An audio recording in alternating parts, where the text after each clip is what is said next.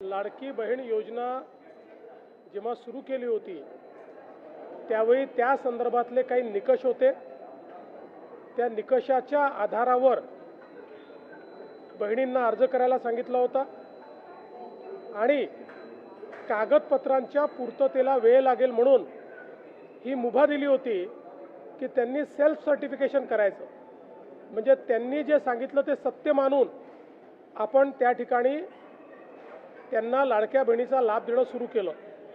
पण अर्थातच आपण ज्यावेळी कुठलाही सरकारी पैसा खर्च करतो त्यावेळी त्याचं CAGचं ऑडिट होतं आणि CAGच्या ऑडिटमध्ये निकषांप्रमाणे अर्ज आहेत की नाही याची माहिती द्यावी लागते आणि म्हणूनच योजना सुरू झाल्यानंतर आपण त्याचं KYC सुरू केलं आणि वेगवेगळे जे डेटाबेस होते त्याच्याशी कंपॅरिझन सुरू केलं, ज्याच्यामध्ये इन्कम टॅक्स विभागाकडनं आपण माहिती घेतली, सरकारचे जे काही कर्मचारी आहेत त्यांचं जिथनं पेमेंट होतं त्या पोर्टलमधनं आपण माहिती घेतली, जो काही आपला परिवहन विभाग आहे याच्यामध्ये मोटरची ओनरशिप कोणाकडे आहे 4 व्हीलरची याच्या डेटाबेसची माहिती घेतली, रेशन कार्ड याच्या डेटाबेसची माहिती घेतली आणि ही सगळी माहिती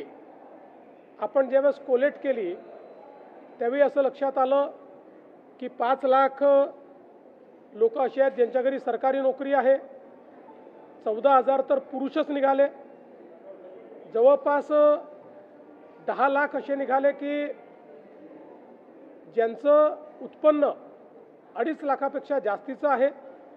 अशा वेगवेगळ्या डेटाबेसमध्ये जे लोक अपात्र झाले त्यांना आपण अपात्र केलेलं आहे। त्यासोबत आपण हे सांगितलं होतं KYC करून घ्या, म्हणजे जे काही माहिती तुम्ही सादर केलेली आहे ती आत्तापर्यंत सत्य मानण्यात आली, आता त्याची कागदपत्र द्या। पण मोठ्या प्रमाणात KYC झाली नाही। आता एक गोष्ट आपण लक्षात घ्या की ज्यांना अर्ज करता येतो, सेल्फ सर्टिफिकेशन करता येतं, त्यांना KYC करता येत नाही असं मानणं काही योग्य नाही। पण जवळपास 9 महिने सातत्याने पाठपुरावा केल्यानंतरही ज्यांनी KYC केली नाही ते अर्थातच कुठला तरी एखादा निकष पार पाडत नाही म्हणून त्यांनी KYC केली नाही। आणि म्हणून हे जे काही आत्ता या ठिकाणी जवळपास जे काही तुम्ही सांगितलं 60 लाख 80 लाख जो काही आकडा तुम्ही दिलेला असेल तर ते लोक या योजनेच्या पात्रतेचे निकष हे पूर्ण करताना दिसत नाही।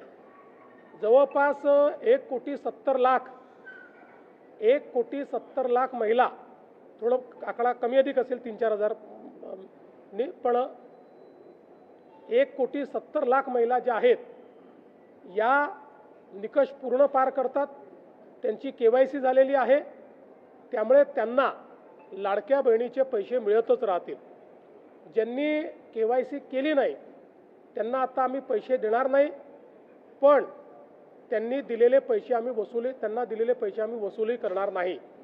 मात्र 14,000 ज्या पुरुषांनी पैसे घेतलेले आहेत त्यांच्याकडनं मात्र पैसे हे वसूल केले जातील।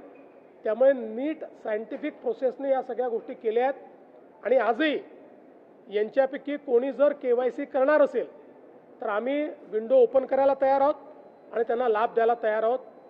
आजही ज्यावेळेस आपण जेवढ्या लाडक्या बहिणींना लाभ देतो देशातल्या कुठल्याही योजनेपेक्षा आजही सर्वात मोठी योजना ही महाराष्ट्राची आहे।